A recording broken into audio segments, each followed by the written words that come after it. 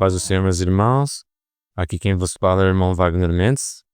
Nesta semana vamos estar fazendo as leituras diárias da classe dos adultos, da lição de número 11, terceiro trimestre de 2025, com o tema da nossa revista, A Igreja em Jerusalém, Doutrina, Comunhão e Fé, a base para o crescimento da igreja em meio às perseguições. Tema sugerido pela nossa CPAD, com os comentários do pastor José Gonçalves. Com o tema da nossa lição desta semana, uma igreja hebreia na casa de um estrangeiro. Vamos fazer a leitura do nosso texto áureo desta lição desta semana, que diz assim: Respondeu então Pedro: Pode alguém porventura recusar a água, para que não sejam batizados estes que também receberam como nós o Espírito Santo? Atos 10:47. A verdade prática da lição. O episódio da igreja hebreia na casa do gentil Cornélio demonstra que Deus não faz acepção de pessoas.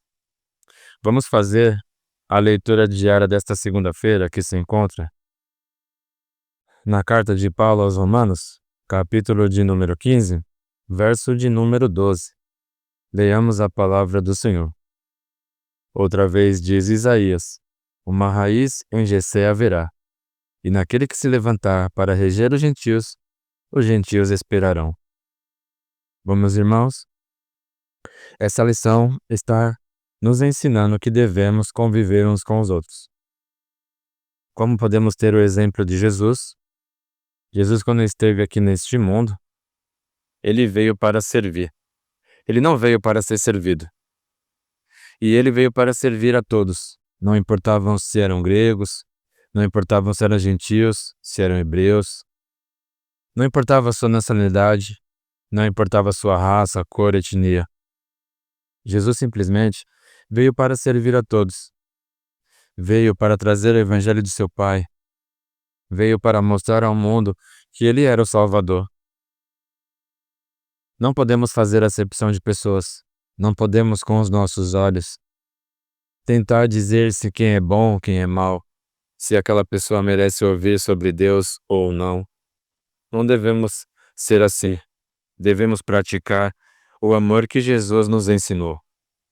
Como está escrito na palavra de Deus, o primeiro mandamento: amarás ao Senhor teu Deus de todo o seu coração, de toda a sua alma, de todo o seu entendimento, de todas as suas forças. E o segundo maior que este: amarás ao teu próximo como a ti mesmo. Vamos pensar um pouco. Amar a seu próximo como a você mesmo. Para podermos demonstrar o amor para o nosso próximo, não devemos fazer distinção.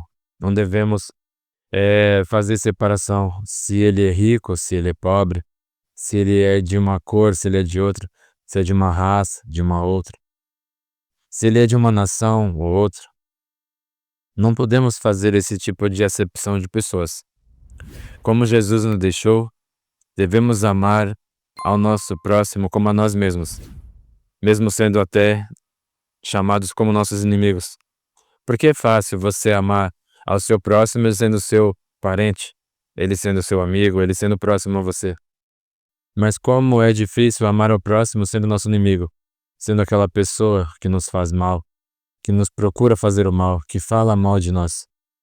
Então foi isso que Deus nos deixou na sua palavra. Recebei-vos uns aos outros, como também Cristo nos recebeu para a glória de Deus.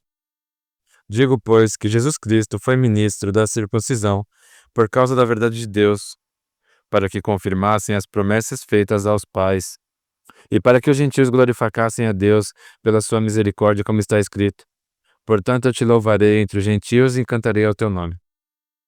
Devemos louvar ao Senhor, devemos prestar cultos, devemos pregar o evangelho. Não importa qual seja a nacionalidade, qual seja a raça, a tribo, qual seja a cor, a etnia das pessoas. Como Deus nos deixou, devemos amar o nosso próximo como a nós mesmos. Então pensemos, essa é uma palavra muito séria, muito importante. É o segundo maior mandamento: amarás a teu próximo como a ti mesmo. Como podemos amar ao próximo se muitas vezes nem amamos a nós mesmos? Que às vezes nem a nós mesmos procuramos fazer o melhor, procuramos fazer o bem. Com toda a correria da vida, com todos os afazeres que temos, Na maioria das vezes, esquecemos de nós mesmos, nosso corpo físico, do nosso corpo mental.